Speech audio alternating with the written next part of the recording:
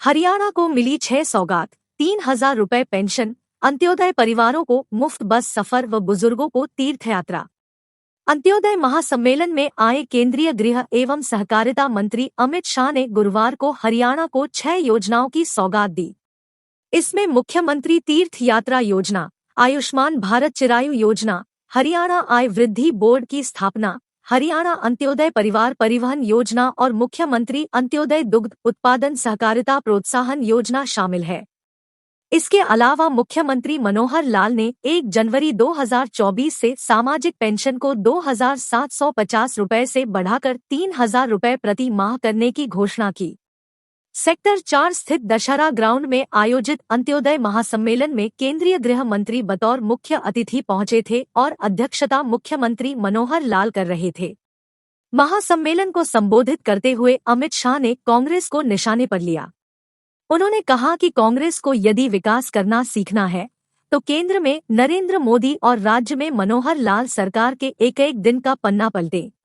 कांग्रेस के राज में cut, commission और करप्शन था।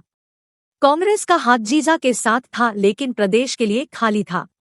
श्रीराम मंदिर को कांग्रेस ने लटकाए रखा। अब 22 जनवरी को प्रधानमंत्री नरेंद्र मोदी राम मंदिर में रामलला की प्राण प्रतिष्ठा करने वाले हैं। शाह ने कहा कि देश में जो इंडी एलायंस यानी घमंडिया गठबंधन बना है उसमें शामिल सभी 27 दल परिवारवादी है। इनमें से किसी को अपने बेटे को पीएम बनाना है तो किसी को सीएम। कोई मैडम का वफादार बनना चाह रहा है। ऐसा गठबंधन देश का भला क्या करेगा।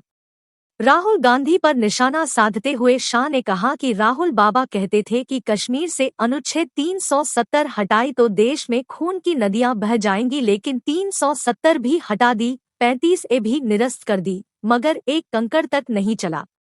नरेंद्र मोदी की सरकार में देश की सीमाएं सुरक्षित है और सीमा पर इंफ्रास्ट्रक्चर मजबूत हुआ है। कांग्रेस सैनिकों की जिस 1 रैंक 1 पेंशन की मांग को वर्षों से लटकाए बैठी थी उसे मोदी सरकार ने सम्मानपूर्वक सैनिकों को दिया है। उन्होंने कहा कि मनोहर सरकार ने जो मुख्यमंत्री तीर्थ यात्रा योजना शुरू की है उससे रामलला के दर्शन करने जरूर जाना। उनके अनुसार बुजुर्गों को सबसे पहले रामलला के दर्शन करने चाहिए। पूर्व सरकारों ने भाई भतीजावाद, क्षेत्रवाद के लिए किया काम।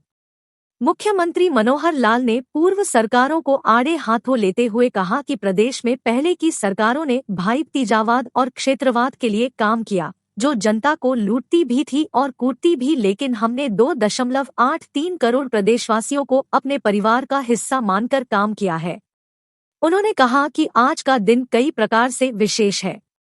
एक दिन पहले ही हरियाणा का 58वां स्थापना दिवस मनाया गया है और 26 अक्टूबर 2023 को हरियाणा सरकार ने 9 वर्ष पूरे किए हैं। इन 9 साल में राज्य सरकार ने प्रदेश के पंक्ति में खड़े अंतिम व्यक्ति, गरीब, मजदूर, किसान, छोटा व्यापारी आदि जिनकी सालाना आय बहुत कम है, उनके कल्याण के लिए विशेष योजनाएं चलाई हैं। आज का यह अंत्योदय महासम्मेलन इन योजनाओं का ही एक प्रमाण है। कांग्रेस ने हमेशा गरीबी हटाओ का नारा दिया। कभी 4 सूत्रीय तो कभी 20 सूत्रीय कार्यक्रम चलाए। असल में वे लोग गरीबों के साथ 420 का खेल खेलते रहे। हमारी सरकार ने कांग्रेस के 3C यानी कॉस्ट बेस राजनीति, करप्शन और क्राइम को हटाया।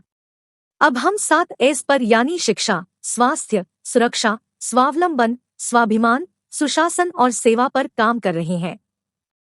विपक्षी कहते हैं कि जब हम आएंगे तो पोर्टल PPP को खत्म कर देंगे, लेकिन जनता उन्हें खत्म करेगी। जितना ज्यादा वे बोलेंगे उतना अधिक जनता को इस बात का पता चलेगा कि उन्हें इन योजनाओं से इतना लाभ हो रहा है। हरियाणा को मिली ये 6 सौगातें। हरियाणा अंत्योदय परिवार परिवहन योजना, 3 से अधिक सदस्य वाले सालाना 1 लाख रुपए से कम आय वाले अंत्योदय परिवारों के हर सदस्य को हरियाणा रोडवेज की बसों में प्रतिवर्ष 1000 किलोमीटर तक निःशुल्क यात्रा की सुविधा दी जाएगी।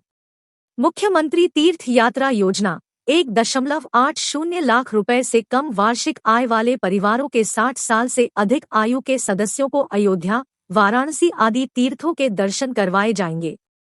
आने जाने का खर्च राज्य सरकार वहन करेगी। आयुष्मान भारत चिरायु योजना में 14 लाख नए परिवार जुड़े। केंद्र सरकार की आयुष्मान भारत प्रधानमंत्री जन आरोग्य योजना में हरियाणा के 15 लाख परिवारों को 5 लाख रुपए का वार्षिक मुफ्त इलाज मिलता है। हरियाणा सरकार की चिरायु योजना से अब तक लगभग 11 लाख परिवारों को लाभ मिला है। आज केंद्रीय गृह मंत्री ने इस योजना में राज्य के 14 लाख नए परिवारों को योजना में जोड़ा। अब केंद्र व राज्य सरकार की योजना को मिलाकर हरियाणा के लगभग 40 लाख अंत्योदय परिवारों लाभ मिलेगा।